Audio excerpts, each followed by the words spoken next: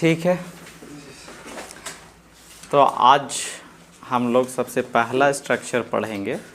पहले हमने बताया है लेकिन ऑनलाइन आज से स्टार्ट कर रहे हैं, तो आज फिर से हम वो पहला स्ट्रक्चर को कर दे रहे हैं, जिसकी वजह से आपको रिवीजन भी हो जाएगा और यूट्यूब पे जो पढ़ने वाले स्टूडेंट होंगे उनके लिए भी हो जाएगा, है ना। तो देखिए, सबसे पहली चीज़ आप लोगों को पता भी है कि हमने पहला जो स्ट्रक्चर पढ़ाया है वो स्ट्रक्चर पढ़ाया है प्रेजेंट इंडेफिनिट टेंस का, लेकिन हम लोग वो टेंस को उतना डिटेल में नहीं चलेंगे, हम लोग स्ट्रक्चर मेथड को लेकर के चलेंगे। और स्ट्रक्चर मेथड में ये समझिए कि हम जो सेंटेंस होगी वो सेंटेंस की पहचान लेकर के और डायरेक्ट बनाएंगे, ट्रांसलेट करेंगे, कैसे ट्रांसलेट किया जाता है इंग्लिश में, उसके बाद उसी पर हम और आगे फर्दर ऑपरेशन करेंगे। देखिए, सबसे पहला जो है प्रेजेंट इंडेफिनिट का हमने जो बताया था, वो पहली चीज़ हमने बताया था कि कौन सा सेंटेंस को प्रेजेंट इंडेफिनिट में मानेंगे, यानी पहली हमने पहचान बताया था। देखिए, सबसे पहले आप पहचान हिंदी में लिख देते हैं, पहचान, इसको हम लोग आइडेंटिफिकेशन कहेंगे। आइडेंटिफिकेशन, आइडेंटिफिकेशन जो है, कहीं भी जो वर्ब होगा, क्या होगा, वर्ब होगा, उसके बाद ता है, ती है, ते हैं, ETC एटसेट्रा, ETC का फुल फॉर्म एटसेट्रा। तो ये सारे चीज़ रहते हैं, इस टाइप के रहते हैं सेंटेंस में, तब हम उसको प्रेजेंट इंडेफिनिट में मानते हैं। जैसे आप एग्जाम्पल ले लीजिए, एग्जाम्पल के लिए हम आपको बोलें कि मैं दौड़ता हूँ, मैं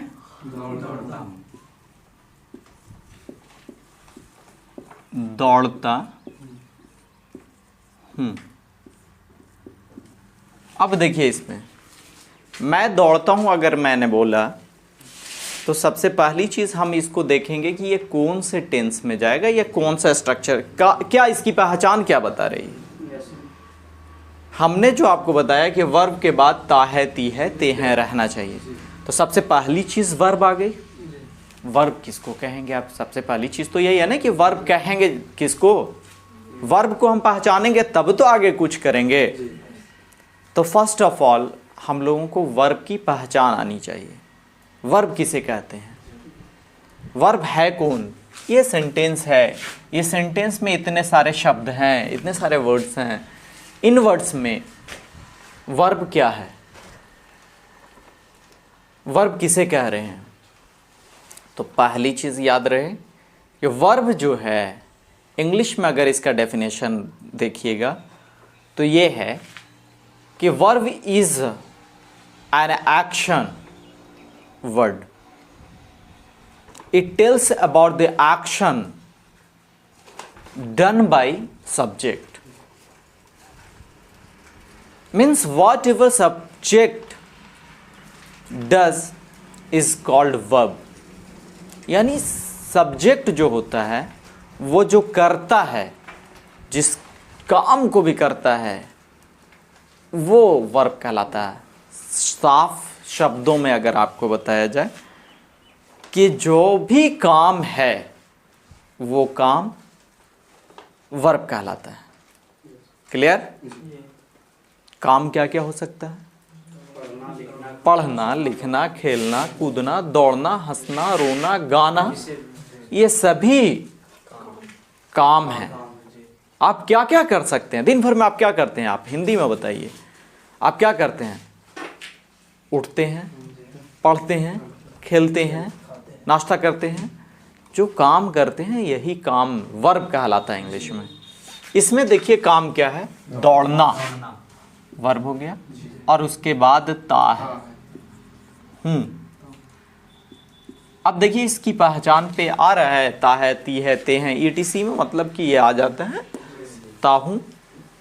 तो वर्ब के बाद ताहू आ गया अगर, तो ये प्रेजेंट इंडेफिनिट का है। किसका है? प्रेजेंट इंडेफिनिट का है।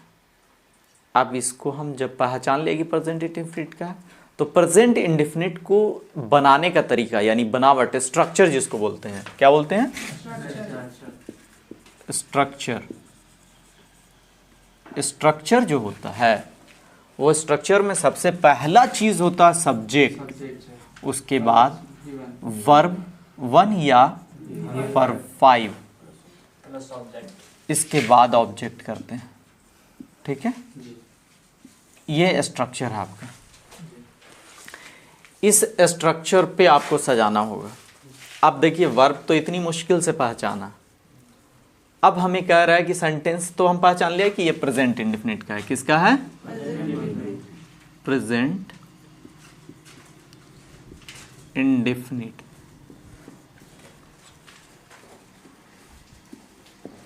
ये तो पहचान लिया। अब इसके बाद बोलता है कि आप जब पहचान लिया तो इसमें बनाने के लिए, ट्रांसलेट करने के लिए इसका जो इंग्लिश अनुवाद होगा सबसे पहले सब्जेक्ट होगा, और सब्जेक्ट के बाद वर्ब का पहला फॉर्म उसके में रखेंगे, या फिर वर्ब का पांचवा, ये ऑब्लिग है, स्लैश इसको बोलते हैं। ये स्लैश अगर है तो स्लैश का मतलब कि या तो ये या तो ये दोनों में से कोई भी रखेंगे। इसके बाद ऑब्जेक्ट रखेंगे। अब देखिए ये सेंटेंस में सबसे पहली चीज़ मुझे सब्जेक्ट रखना, पहचान होनी चाहिए सब्जेक्ट में कि ये सेंटेंस में सब्जेक्ट है क्या। मैं दौड़ता हूं, इसमें सब्जेक्ट कौन है? मैं। कैसे आप पहचान रहे हैं कि मैं सब्जेक्ट है? कौन दौड़ता है? मैं सबसे पहली चीज सब्जेक्ट कहते किसको हैं? पूरे सेंटेंस में जिसके बारे में बात की जाए, जिसके बारे में कुछ कहा जाए, वो सब्जेक्ट होता है। दौड़ता हूं, ये मैं, मेरे बारे में, मैंने अपने बारे में बोला, जिसके बारे में बोला जाए वो सब्जेक्ट है। समझ में आया? In a sentence something is spoken about whom is called subject. फिर से मैं बोल रहा हूं, about whom something is spoken in a sentence is called subject. तो हम लोग जिसके बारे में बोल रहे हैं, ये मैं, मेरे बारे में बोला जा रहा है। मैं जो बोल रहा हूँ अपने बारे में बोल रहा हूँ कि मैं दौड़ता हूँ, तो ये जो है सब्जेक्ट हो गया। एक चीज़ पहचान लिया। सब्जेक्ट को हम लाकर रख देते हैं। सब्जेक्ट को अगर रखें तो मैं, इसका इंग्लिश जो होगा क्या होगा? आई। इसके बाद वर्ब का V1 या V5, ये दोनों में से एक रखना है। अब देखो सबसे पहली चीज़ तो वर्ब तो हम पहचान लिया कि इसमें दौड़ना है। वर्ब का पहला फॉर्म रखें या पांचवा फॉर्म रखें, ये एक प्रॉब्लम है। याद रखिएगा, वर्ब का पहला फॉर्म आई और यू हमेशा जो लेगा, अगर जहाँ पे V1 रखने की बात होगी और V5 में, तो आई और यू इसके साथ हम ऐड करेंगे V1। ठीक है, इसके बाद और किसके साथ V1 करेंगे? तो प्लूरल सब्जेक्ट, प्लूरल सब्जेक्ट, ये सब्जेक्ट के साथ होगा V1, और बाकी सिंगुलर कोई भी सब्जेक्ट होगा, सिंगुलर सब्जेक्ट, इसके साथ हमको V5 रखना है। बातें समझ में आई? अब देखिए सिंगुलर सब्जेक्ट आई भी होता है, आई सिंगुलर होता है, लेकिन इसके साथ हम V1 रखेंगे। याद रखिए, यू सिंगुलर भी हो सकता है। मैं अगर सिर्फ आपकी बात करूं, आप लोगों की बात नहीं करूं, आपकी बात करूं, तो जो है ये क्या होगा? सिंगुलर होगा, लेकिन उसके बाद भी V1 लगेगा। बाकी प्लूरल सब्जेक्ट कोई भी हो, है ना, सब्जेक्ट मतलब प्लूरल में हो, एक से ज़्यादा में हो, तो हम V1 रखेंगे। क्लियर है? बाकी सिंगुलर कोई भी सब्जेक्ट रहेगा, जैसे राम,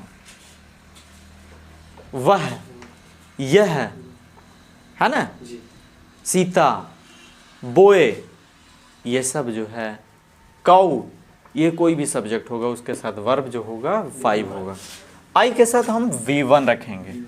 V1 दौड़ना का रन। अब इसके बाद देखिए कोई ऑब्जेक्ट आगे कुछ है ही नहीं, ऑब्जेक्ट नहीं है, ऑब्जेक्ट नहीं है तो हम यहीं पे ये सेंटेंस मेरा कंप्लीट हो गया। कंप्लीट होने के लिए हम एक पंक्चुएशन मार्क देते हैं, प्रॉपर पंक्चुएशन मार्क होनी चाहिए। वो प्रॉपर पंक्चुएशन मार्क हम अगर कोई सेंटेंस को कंप्लीट करते हैं, पॉजिटिव सेंटेंस होगा, ये इस तरह का अफर्मेटिव सेंटेंस को हम फुल स्टॉप से कंप्लीट करेंगे। समझ में आया? पॉजिटिव सेंटेंस को फुल स्टॉप से कंप्लीट करेंगे। और इसी में आगे हम लोग बताएंगे कि कुछ सेंटेंस ऐसे हैं जिसके साथ क्वेश्चन मार्क लगते हैं। बाकी और पंक्चुएशन मार्क के बारे में बाद में बताएंगे, लेकिन इसी में कुछ समय के बाद मैं बता दूंगा इसको। तो देखिए ये तो था आयरन, इसका ट्रांसलेशन हो गया। फिर एक और एग्जांपल ले लेते हैं, दूसरा। मैं, इसको अब चेंज कर लीजिए, आप लोग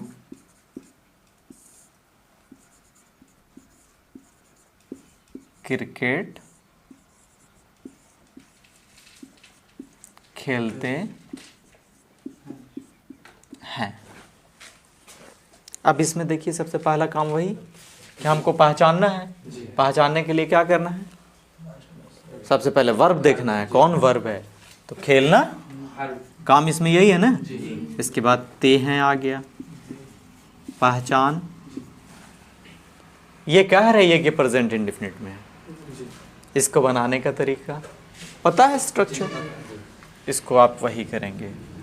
आप लोग का इंग्लिश क्या होगा? यू, और यू के साथ V1। V1 आप इसके में जो रखेंगे खेलना का प्ले, और उसके बाद ऑब्जेक्ट। ऑब्जेक्ट इसमें क्या? सब्जेक्ट तो पहचान लिया कि किसके बारे में बात किया जा रहा है, जिसके बारे में बात किया जा रहा है। वर्ब तो मुझे पहचान गया लिया हम लोगों ने कि काम है। इसके बाद क्रिकेट। क्रिकेट बचा हुआ ऑब्जेक्ट है, कैसे बोलेंगे कि ये ऑब्जेक्ट है? जो बच जाएगा वो ऑब्जेक्ट हो जाएगा, ऐसा कोई ज़रूरी तो नहीं है। तो ऑब्जेक्ट का मतलब होता है सब्जेक्ट जो करता है, सब्जेक्ट जो काम करता है उसका असर जिस पे पड़ता है। अगर एक ट्रिक के जरिए आपको बताएं तो ये जो वर्ब है ना, वर्ब में क्या से क्वेश्चन कीजिए या किसे से क्वेश्चन कीजिए, जो आंसर आएगा वो ऑब्जेक्ट होगा। खेलते हैं, क्या खेलते हैं हम लोग? आप लोग खेलते, आप लोग जो है क्रिकेट खेलते हैं। इसको क्वेश्चन खेलने का करें कि क्या खेलते हैं आप लोग, तो क्रिकेट जो है ऑब्जेक्ट है, मतलब कि आंसर मिलेगा। आप लोग क्या खेलते हैं? क्रिकेट खेलते हैं। जो आप आंसर बन रहा है वो क्रिकेट बन रहा है, इसलिए ये ऑब्जेक्ट होगा। सब्जेक्ट रख लिया था, वर्ब रख लिया था, ऑब्जेक्ट रखना है, तो यहाँ पे आप क्रिकेट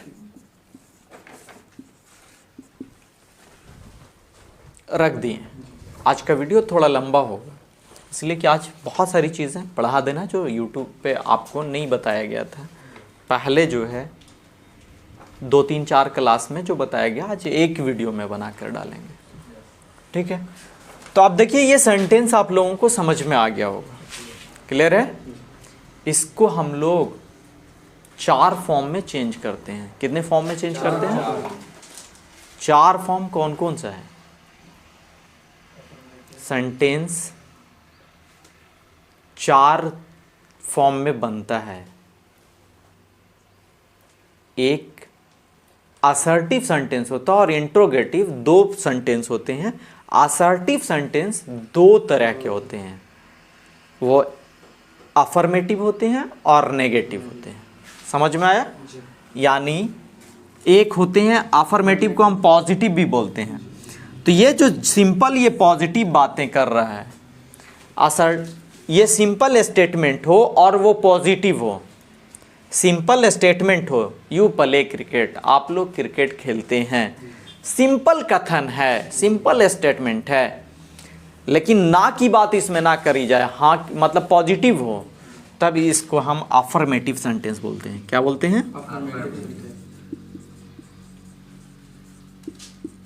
अफर्मेटिव सेंटेंस। पहला तो आपको अफर्मेटिव मिल गया, लेकिन अफर्मेटिव के बाद नेगेटिव भी आता है। सेंटेंस का नेगेटिव भी होता है। ये कथन ऐसा नहीं कि आप जो हैं खेलते हैं, ये सिंपल है, आप दौड़ते हैं, ये आपको पहचान बताया गया। ये जो आप खेलते हैं, आप पढ़ते हैं, आप लोग क्रिकेट खेलते हैं, ये नेगेटिव में भी तो हो सकता है। आप लोग क्रिकेट नहीं खेलते हैं, आप लोग नहीं दौड़ते हैं, मैं नहीं दौड़ता हूं, ऐसा सेंटेंस हो सकता है, लेकिन पहचान तो वही रहेगी, प्रेजेंट इंडेफिनिट ही रहेगी, क्योंकि वर्ब के बाद इसमें ता है आ रहा है। तो ऐसे सेंटेंस को, जैसे आप लोग क्रिकेट खेलते हैं, यहां पे हो जाए आप लोग क्रिकेट नहीं खेलते हैं। क्या हो जाए? आप लोग क्रिकेट नहीं खेलते हैं। अब देखिए, आपको पहचान बता दिया था हमने, खेलते हैं, पहचान बताया था कि वर्ब के बाद ता है, ते हैं, ती है, ये पहचान के हिसाब से प्रेजेंट इंडेफिनिट हो गया। आप जब ट्रांसलेट करने लगे, सब्जेक्ट V1 और V5 ऑब्जेक्ट रखिएगा, और नोट का कहीं पे समझ ही में नहीं आएगा कैसे बनाना है। नोट नहीं का क्या करें, इसलिए इसको पढ़ना है नेगेटिव को, है ना। देखिए, इसमें कुछ भी ख़ास अलग नहीं करते हैं, इसमें अलग नहीं करते हैं। करते क्या है, एक एक्स्ट्रा वर्ब लाते हैं जिसको डू बोलते हैं। क्या बोलते हैं?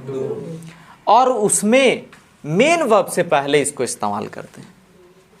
मेन वर्ब से पहले इस डू को इस्तेमाल करते हैं प्रेजेंट इंडेफिनिट में। जैसे देखिए, आप लोग खेलते हैं, प्रेजेंट इंडेफिनिट का है, प्रेजेंट इंडेफिनिट का है, तो सबसे पहले मुझे सब्जेक्ट लिखना होगा। सब्जेक्ट क्या होगा? यू। इसके बाद वर्ब, वर्ब का कौन सा फॉर्म? यू के साथ V1, है ना।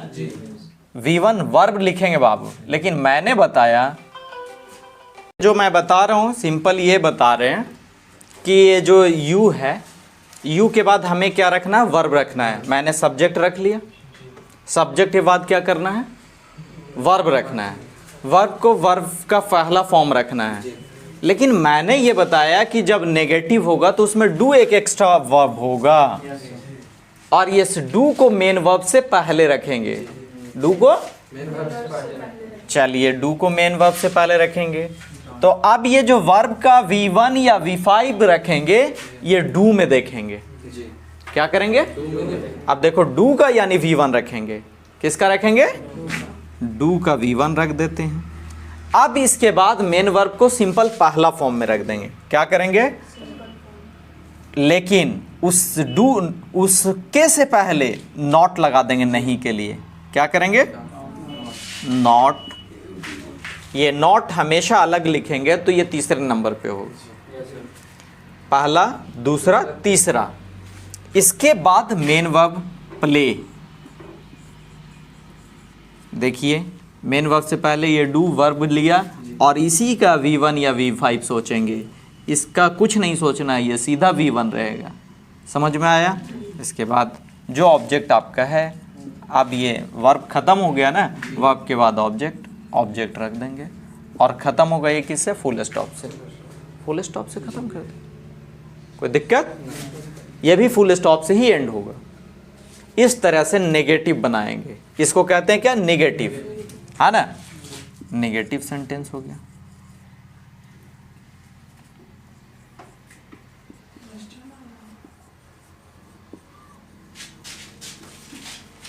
अब इसके बाद कौन सा होगा?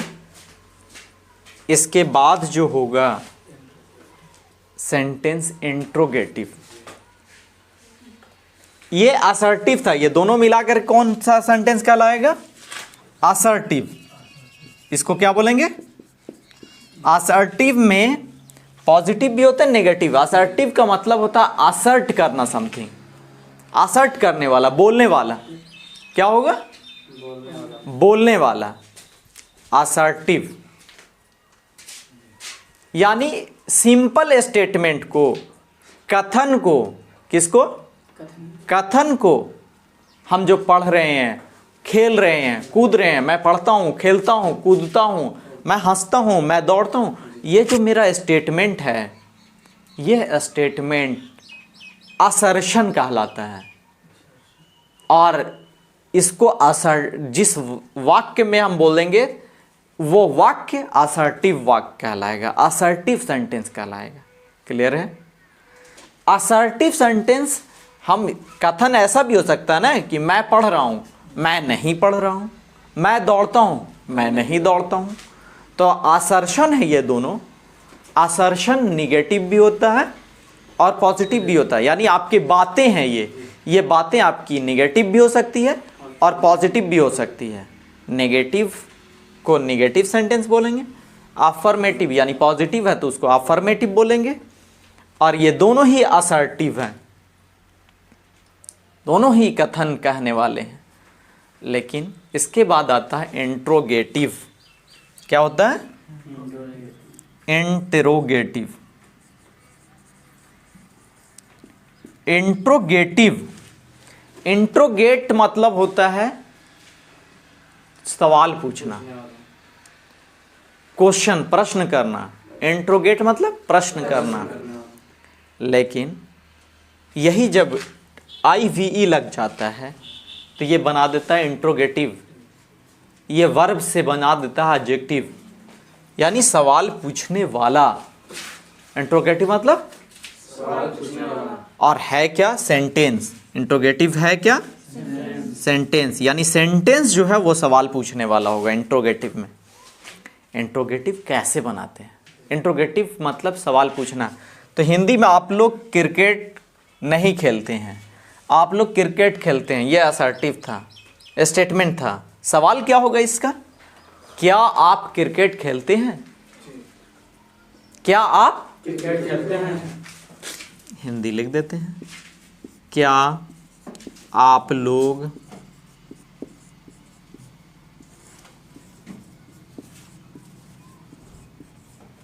क्रिकेट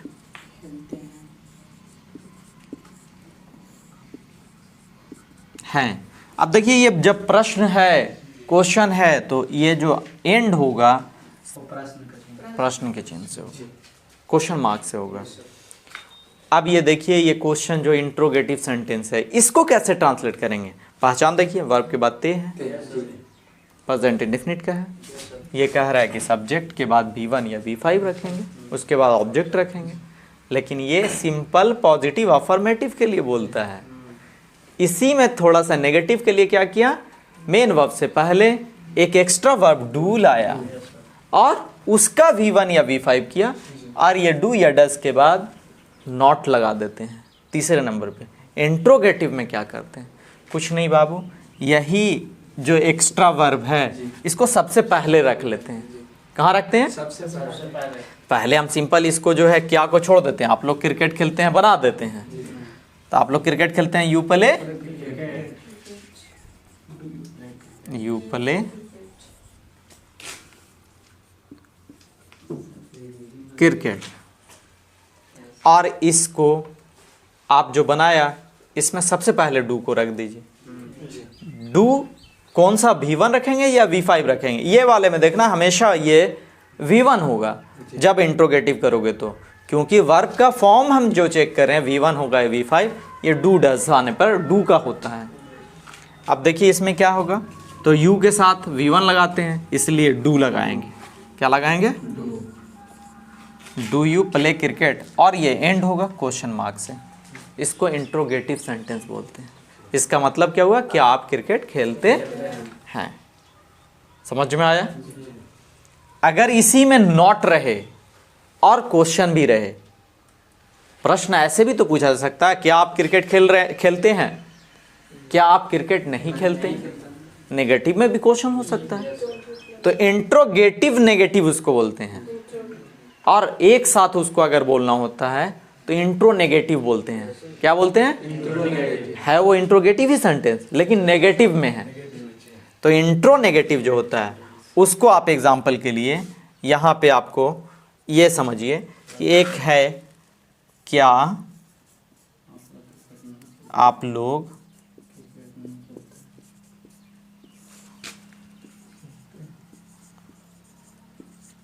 क्रिकेट नहीं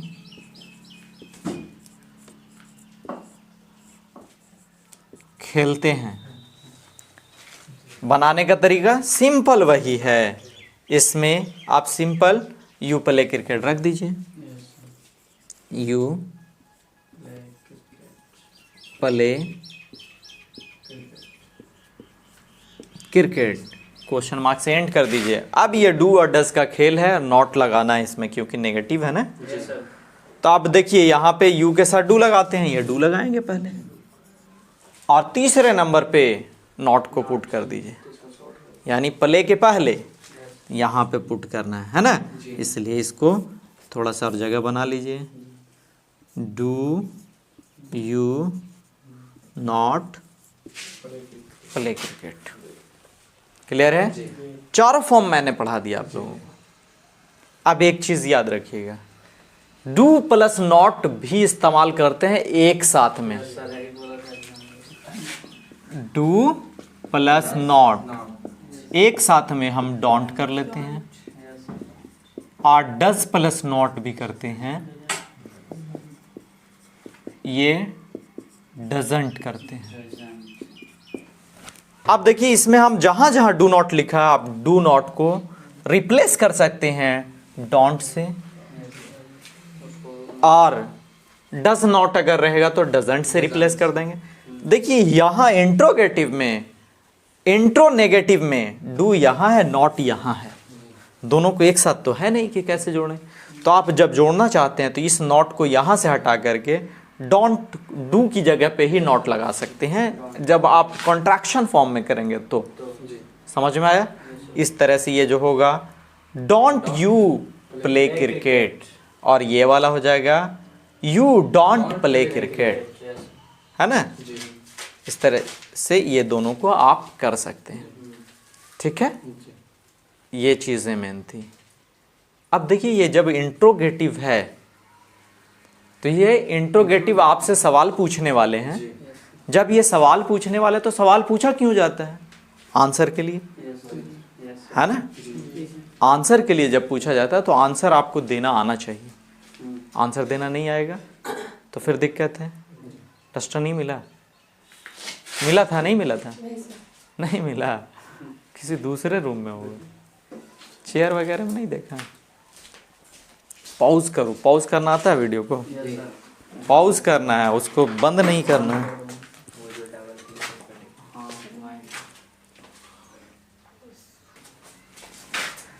तो ये सारी चीज हो गई, इसको इरेज कर दें।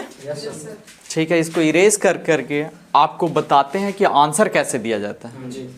क्योंकि जब भी इंट्रोगेटिव है या इंट्रोनेगेटिव है तो इंट्रोगेटिव मतलब प्रश्न पूछने वाले। जब आपसे प्रश्न पूछा जाएगा तो आंसर भी देना होगा। आपसे कोई पूछे क्या आप क्रिकेट खेलते हैं, जवाब नहीं दीजिएगा, जवाब देना होगा। आप कैसे जवाब दीजिएगा, हाउ विल यू रिप्लाई, पहले तो आपको जानना पड़ेगा। हाँ, तो सबसे पहले वो चीज़ों को मैं यहाँ पे ये कर रहा हूँ, इसको इरेज कर रहा हूँ।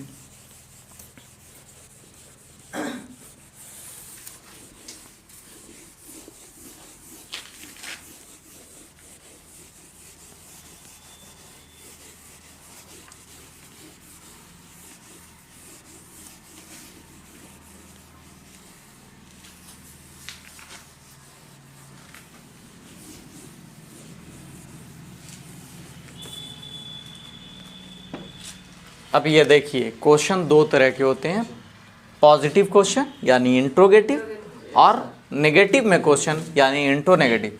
मैं पॉजिटिव का पहले आंसर बताता हूँ कैसे लिया जाएगा। जैसे डू यू प्ले क्रिकेट, इसका आंसर आपको अगर रिप्लाई करना है तो रिप्लाई करने का सबसे पहला तरीका, देखिए सबसे पहले आपसे इसका हिंदी मीनिंग क्या हुआ, क्या आप क्रिकेट खेलते हैं। इसका आंसर दो हो सकता है, या तो आप हाँ में बोल सकते हो या नहीं। आप अगर खेलते हो तो क्या बोलोगे, हाँ मैं क्रिकेट खेलता हूँ। तो इसमें आप सबसे पहला काम ये करोगे, यस लिखोगे, कॉमा दे देते हैं क्योंकि यस बोल करके हल्की पॉज होनी चाहिए, हल्का रुकना है। और उसके बाद फिर आपको बोलना है मैं क्रिकेट खेलता हूँ, यू को क्या करेंगे आई में चेंज कर देंगे। और उसके बाद प्ले, मैं क्रिकेट खेलता हूँ, हाँ मैं क्रिकेट खेलता हूँ, आई प्ले क्रिकेट। अगर आप सपोज नहीं में रिप्लाई करना चाहते हैं, नो में रिप्लाई करना है, तो आप क्या करेंगे, नो मैं क्रिकेट नहीं खेलता हूँ, नो नहीं मैं क्रिकेट नहीं खेलता हूँ, मैं क्रिकेट नहीं खेलता हूँ। इसको क्या करेंगे, आई के साथ डोंट लगाएंगे, है ना, क्योंकि आपको पता है कि जो निगेटिव है, निगेटिव में डू या डज को लगाते हैं, तो आई के साथ डू लगाते हैं और नॉट को एक साथ मैंने यहाँ जोड़ दिया है, आई डोंट, और फिर मेन वर्ब प्ले क्रिकेट। ठीक है, ये दो आंसर इस टाइप से होंगे जब ये इंट्रोगेटिव होगा। क्वेश्चन इंट्रोनेगेटिव भी हो सकता है, ऐसा भी हो सकता है do you not play cricket, है ना, do you not play cricket. इस चीज को आप रिप्लाई करेंगे तो याद रखना ये नेगेटिव ऑलरेडी है, इसको जब हाँ बोलेंगे तो नेगेटिव में आंसर देंगे, हाँ मैं क्रिकेट नहीं खेलता हूँ। Do you not play cricket, क्या आप क्रिकेट नहीं खेलते हैं, हाँ मैं क्रिकेट नहीं खेलता हूँ, है ना, yes I don't play cricket. और अगर आप इसको देना है कि नहीं मैं क्रिकेट खेलता हूँ, आपसे कोई बोला है क्या आप क्रिकेट नहीं खेलते, नहीं मैं क्रिकेट खेलता हूँ, है ना, तो नो को थोड़ा स्ट्रेस के साथ बोलेंगे, नो, क्योंकि वो उसके स्टेटमेंट को आप नकार रहे हैं। No I play cricket, no वाले पे हमेशा स्ट्रेस देंगे, yes I play cricket, no I don't play cricket, no वाले को हल्का स्ट्रेस देंगे, नो आई प्ले क्रिकेट। ये आपका तरीका होगा रिप्लाई का, समझ में आ गया।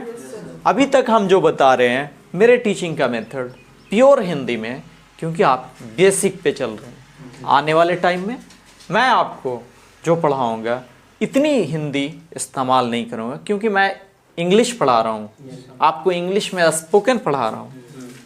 मैं अभी बेस क्रिएट करने के लिए आपको हिंदी का इस्तेमाल कर रहा हूँ, ठीक है।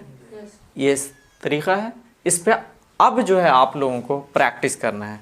प्रैक्टिस सेशन जितना ज़्यादा प्रैक्टिस कीजिएगा, as much you will practise that much you will learn. Practice makes a man perfect. कहा यह जाता है कि इंसान को अगर इंसान को अगर बहुत ही महान बनाता है, माहिर बनाता है, तो प्रैक्टिस बनाता है। प्रैक्टिस ही जो है इंसान को परफेक्ट बनाता है, निपुण बनाता है। प्रैक्टिस करना आपको, you have to do practice, only practice can get you success. Clear? Thank you. ये जो है काफ़ी हो गया। अब आप लोग जो है अपना